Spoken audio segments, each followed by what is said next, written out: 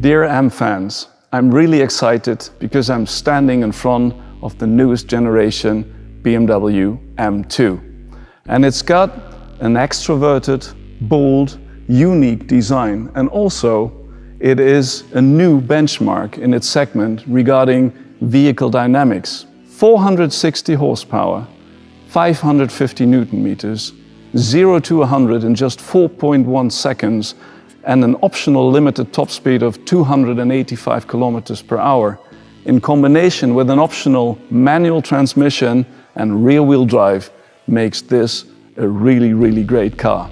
Now I'd say let's go for a walk around the car.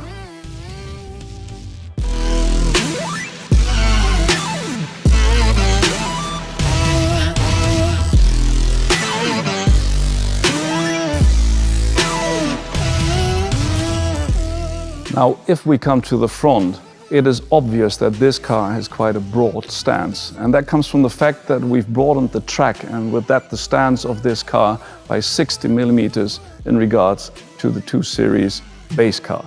And also, what you can see is a lot of air intake and an M-specific kidney right here, but also down here and on the sides, a lot of air openings to cool down these 460 horsepower that come from our 6-cylinder inline engine. Under the hood, we have a lot of reinforcements to the chassis to exactly get this precision in driving, this agility and this feel that we know from race cars into the M2. In combination with the electronically controlled suspension system, it is just the perfect match. Now let's take a look at the side.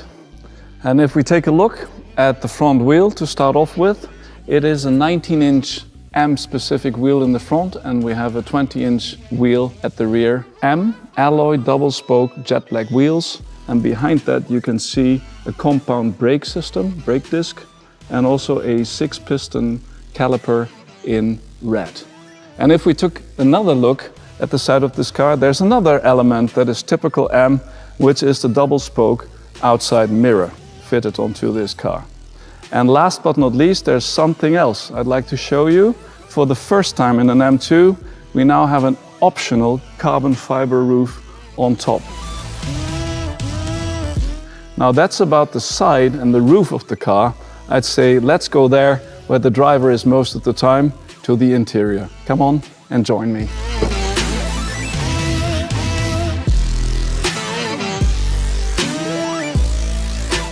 Now, if you look into the interior, it is obvious that we have a lot of M-specific elements in the interior. First of all, the M colors in the door panel, but also the very nice curved display in front of me with the typical M digits and the typical M man-machine interface that you work with when you're driving.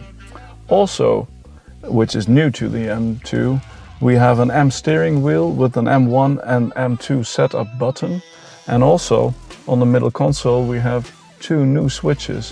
One of that is of course the M setup button, where you then can change the settings for engine, transmission, suspension system, steering and brakes.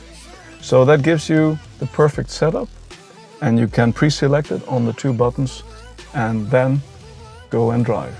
The other thing is the second new button is the M mode button on the middle console. The M mode allows you to toggle between 3 modes. One is road, the second one is sport for sportier driving, and if you go to track, all the driver assist systems are deactivated, and also the display on the right side is deactivated so that you can on the track really concentrate on the RPMs and the speed and nothing else. Now, what is not mentioned yet, but quite obvious, are the seats. We have 3 different seats in the car, 2 as an option, and the most popular option is the one that is fitted in this car. It is the M carbon fiber bucket seat. By the way, it saves 5.4 kilograms per seat.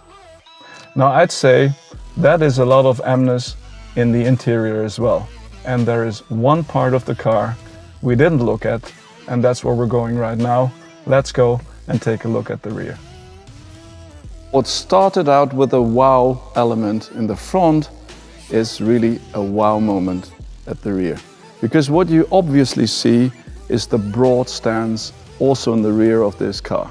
And this broad stance is also a stronger connection to the road, leading to perfect vehicle dynamics. It's got a very strong rear fender, design-wise, with the typical elements like the vertical integrated reflectors on the outside, and also a very, very strong rear diffuser with a typical dual tailpipe at each side and the rear. Now, if we add up everything we've just seen from this new generation M2, it really makes clear again why M is the most powerful letter in the world.